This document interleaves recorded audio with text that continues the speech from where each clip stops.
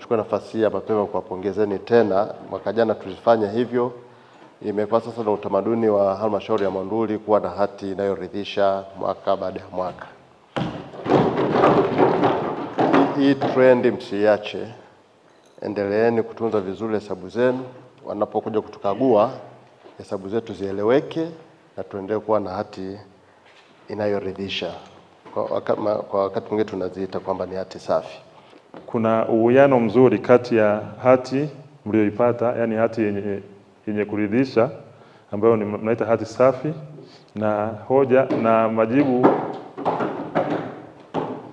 na hoja za CAG ziko chache 12.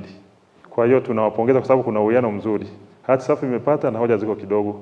Kutekeleza hoja ni kutekeleza majukumu ya taasisi kama halmashauri. Hoja na kujibiwa vizuri ndio inapelekea na sisi kuwa na hati ya kuridhisha au na hati hiyo ambayo yote yanayotaja.